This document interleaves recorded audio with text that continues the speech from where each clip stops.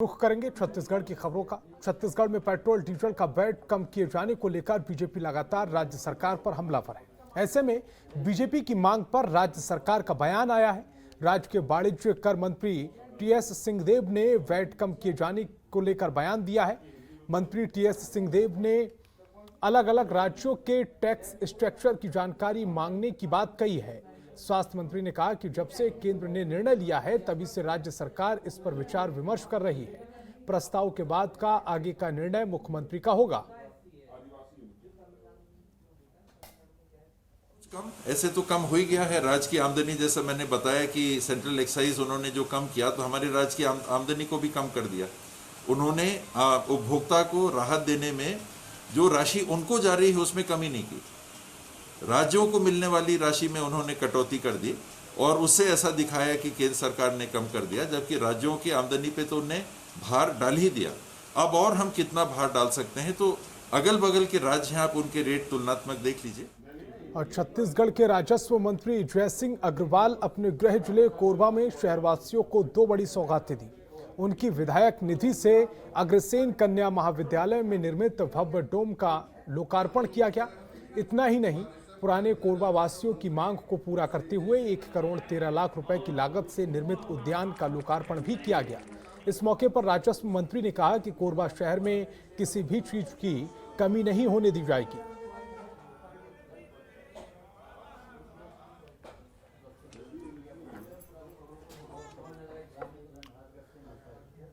और छत्तीसगढ़ की सुकमा पुलिस और सीआरपीएफ की संयुक्त टीम को बड़ी सफलता हाथ लगी है। सुकमा पुलिस और सीआरपीएफ की संयुक्त टीम ने लाल आतंक के खिलाफ बड़ी सफलता दर्ज करते हुए 8 नक्सलियों को गिरफ्तार किया है, जिसमें सभी पर इनाम घोषित किया गया है।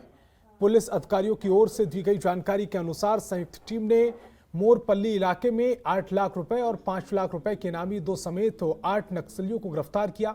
इसमें कोबासी राशु 8 लाख का इनामी तो वहीं कलमू माड़ा 5 लाख का इनामी बताया जा रहा है। इसके अलावा सभी पर 1-1 लाख का इनाम था।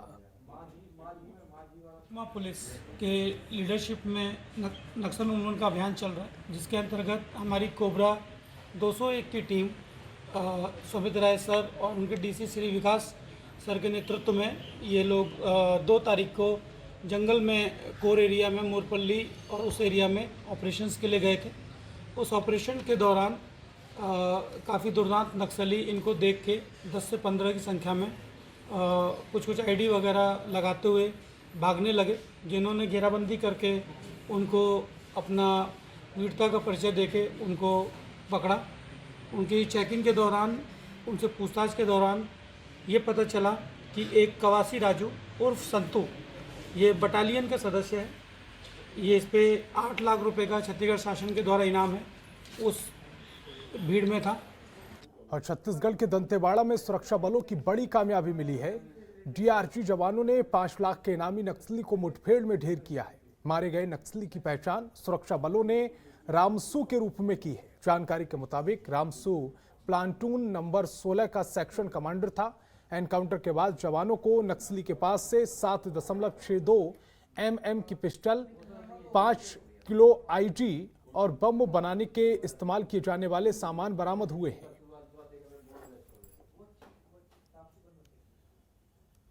बड़ी सफलता मिली जब दंतेवाड़ा डीआरजी और Indravati area committee platoon number 16 के माओवादियों के बीच में 4 बजे के करीब गुमलनार और वेंगनार के बीच में फायरिंग हुई, जिसमें कि एक माओवादी डेड बॉडी रिकवर किया गया, जिसकी पहचान Ramsu platoon number 16 section commander 5 lakh का इनामी मल्लेश डीवीसीएम के गार्ड के रूप में हुई है। ये 2009 से सक्रिय था और बड़ी बड़ी घटनाओं में इंद्रावती एरिया में, ईस्ट बस्तर डिवीजन में, मार्ड डिवीजन में सक्रिय था। ये मूलतः कुंडागांव मर्दापाल क्षेत्र का रहने वाला है। ये इंसाफ एलएमजी पकड़ता था, लेकिन ताबड़तोड़ फायरिंग के बीच नक्सली का हथियार ले जाने में सफल रहे। हमें एक 7.62 mm पिस्टल रिकवर हुआ, 5 किलो का आईडी रिकवर हुआ, काफ़ी सारे पिट्ठू और डेली आइटम्स जो हैं रिकवर हमने किए हैं। क्योंकि फायरिंग करीब 15 से 20 मिनट चली है, हमें उम्मीद है कि और भी नक्सली घायल हुए होंगे, क्योंकि काफ़ी सारे खून के धब्बे हर जगह पड़े हुए थे।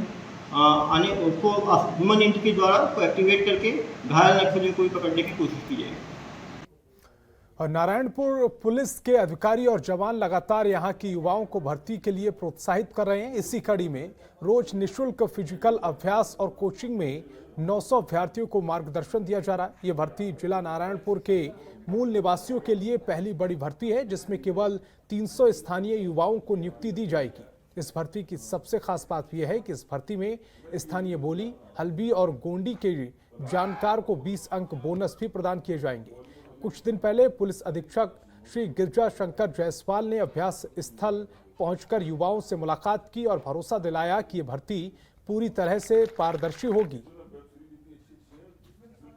नारायणपुर जिले में अभी बस्तर फाइटर्स के नाम पर 300 आरक्षकों की भर्ती की जानी है। इसके लिए अभी पूरी प्रक्रिया जो अभी जारी है। नारायणपुर पुलिस अधीक्षक महोदय के निर्देश पर, क्योंकि यहाँ पे दूरस्थ अंचल के जो बच्चे हैं वो किसी प्रकार से कोचिंग वगैरह की सुविधाओं से वंचित रहते हैं। यहाँ तक नारायणपुर प्रॉपर शहर में भी कोचिंग की सुविधाएँ नहीं है। इसको ध्यान में रखते हुए पुलिस अधीक्षक महोदय ने एक व्यवस्था की कि यहाँ पर जो भी बच्चे इस परीक्षा में शामिल होना चाहते हैं तो उनको ट्रेनिंग देने के लिए फिजिकल और क्लासरूम की भी ट्रेनिंग दोनों की ट्रेनिंग की उन्होंने व्यवस्था करवाई। तो पुलिस विभाग से संबंधित जितने भी लोग हैं वो फिजिकल और जो रिटन एग्जाम है दोनों की तैयारी उन्होंने निःशुल्क मार्गदर्शन बच्चों को यहाँ प्रोवाइड करा रहे हैं। राजधानी जयपुर में आधी रात को एमजी रोड पर तेज रफ्तार कार चालक ने नशे में 3 से 4 राहगीरों को रौंद दिया और खड़ी कारों में टक्कर मार दी। हादसे में कई बच्चे और महिलाएं बाल बाल बचे। मौके पर मौजूद युवकों ने कार की चाबी निकालकर जबरदस्ती रोका। युवकों के रोकने पर बड़ा हादसा टल गया। आक्रोशित भीड़ ने कार चालक की जमकर पिटाई कर दी। मौके पर पहुंचे पुलिसकर्मियों ने आरोपी चालक की जान बचाई है। साथ ही कार में हुक्का और शराब की बोतल बरामद की गई।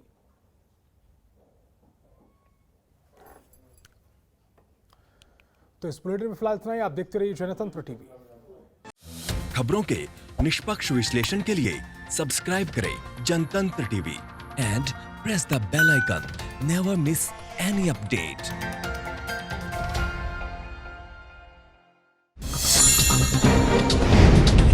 डाउनलोड कीजिए जनतंत्र टीवी ऐप को, जो कि अवेलेबल है गूगल प्ले और ऐप स्टोर पर।